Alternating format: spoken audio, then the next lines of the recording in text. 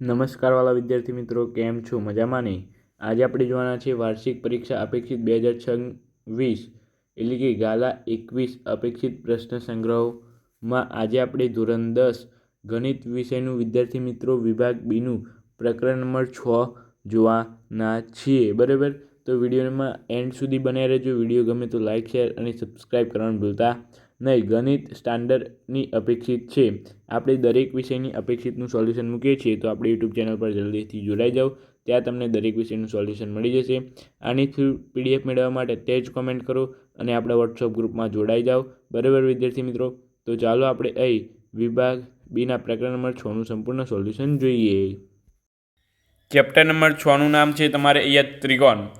બધા આવડે એવા દાખલા છે. તમારે અહીંયા શું છે? અહીંયા પહેલો ક્વેશ્ચન છે, આકૃતિમાં જો એડી લંબ એટલે કે એડી લંબ આ BC હોય, બરાબર, એટલે ઊંધો લંબ આપેલો છે અહીંયા આ રીતે આવે, બરાબર, પરંતુ અહીંયા આ રીતે આપેલો છે. આને પણ લંબ જ કહેવાય વિદ્યાર્થી મિત્રો, કંઈ વાંધો નહીં. તો સાબિત કરું કે AB² + CD² બરાબર BD² + AC². એટલે શું કહે છે? AB² + CD² બરાબર BD²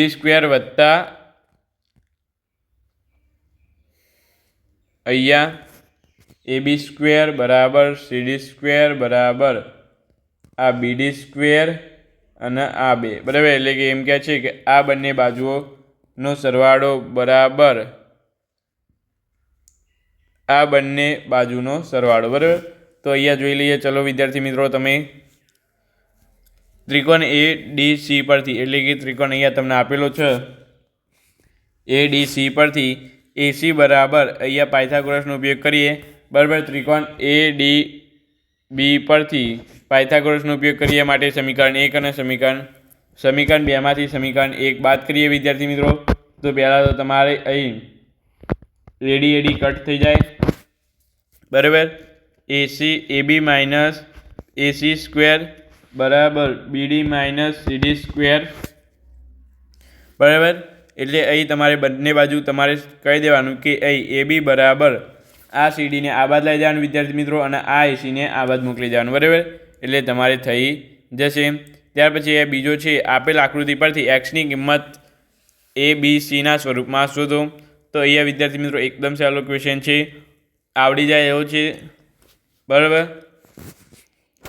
આ ત્રિકોણ છે, એના વચ્ચે ભાગ પાડ્યો છે. અહીંયા ત્રિકોણ LMK અને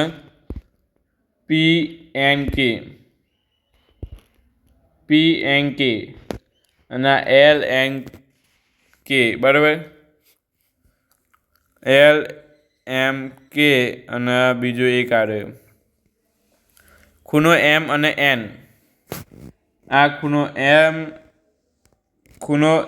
N અને M બંને સરખા થાય, કારણ કે એક જ રેખા પર આવેલા છે, બરાબર.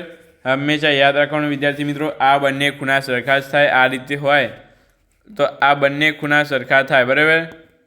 આ ખૂણો અને આ ખૂણો બંને ખૂણા સરખા થાય, બરાબર. માટે બંનેના માપ 50. ત્રિકોણ LKM બરાબર ત્રિકોણ PKN, કારણ કે વિદ્યાર્થી મિત્રો એક જ ખૂણો છે બંનેનો, બરાબર. માટે અને આ બંને ખૂણા 50-50ના છે બંનેમાં, બરાબર. માટે બે ખૂણા સરખા થયા એટલે કઈ શરત લાગે? ખુખ્ખું શરત મુજબ. એક અહીંયા તમને ખબર પડી ગઈ ને એમ.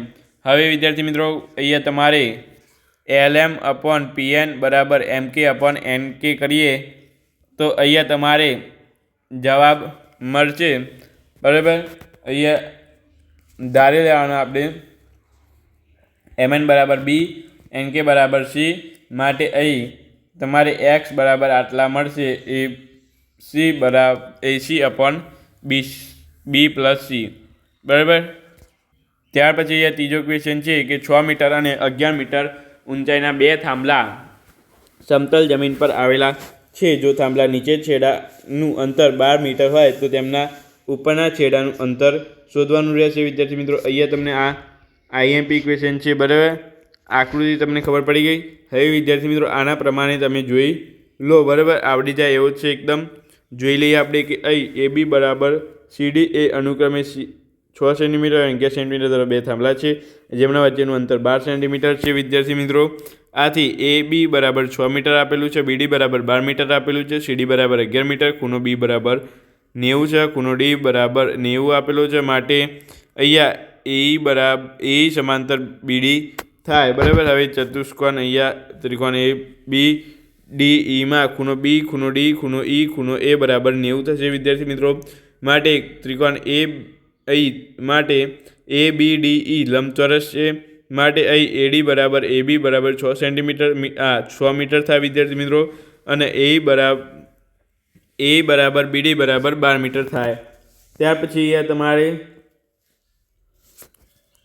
સી બરાબર સીડી માઇનસ ડી બરાબર 11 - 6 મીટર, 11 - 6 એટલે 5 મીટર. અહીંયા આમાં ખૂણો ઈ બરાબર 90 થશે. માટે હવે આપણે પાયથાગોરસ પ્રમેય અનુસાર વિદ્યાર્થી મિત્રો એસી આપણને મળી જશે 13 મીટર થશે બરાબર. એકદમ સહેલો ક્વેશ્ચન છે વિદ્યાર્થી મિત્રો.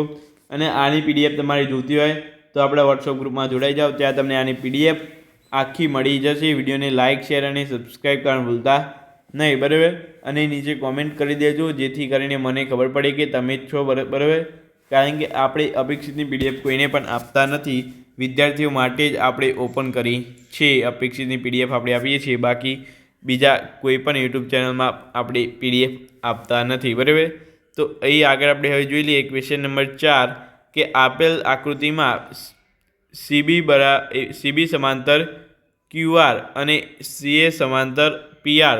જો એક્યુ બરાબર 12 સેમી હોય અને એઆર બરાબર 20 સેમી હોય તો અહીં પીબી બરાબર સીક્યુ બરાબર 12 સેમી હોય તો પીસી અને બીઆર શોધો. તો અહીંયા આકૃતિ આપેલી છે તમને બરાબર. તો આ આકૃતિ પરથી તમારે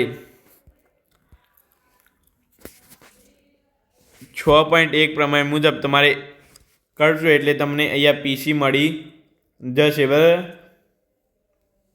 શું કરશો તમે અહીંયા આના ભાગ્યા વિદ્યાર્થી મિત્રો, આના ભાગ્યા તમે આ કરો અને આના ભાગ્યા તમે વિદ્યાર્થી મિત્રો શું કહેવાય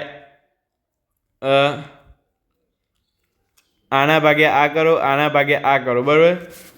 એટલે આ પીસી મળી જશે. પીસી મળી જાય એટલે આના ભાગ્યા આ કરો, આના ભાગ્યા આ કરો એટલે વિદ્યાર્થી મિત્રો તમને અહીંયા બીઆર મળી જશે બરાબર. એટલે બીઆર અને પીસી બંને મળી જશે પ્રમેય 6.1 અનુસાર વિદ્યાર્થી મિત્રો અહીંયા જોઈ શકો છો તમે બરાબર. તો એ ખાસ કરીને જોઈ લેજો. ત્યાર પછી ત્રિકોણમિતિનો પરિચય આપણે અગાઉના વિડીયોમાં જોઈશું લેશું. વિડીયોને લાઇક, શેર અને સબસ્ક્રાઈબ કરવાનું ભૂલતા નહીં. તો ચાલો આપણે મળીશું આ વિડીયો વિદ્યાર્થી મિત્રો. Thank you so much. Video જોવા બદલ તમારો ખૂબ ખૂબ આભાર.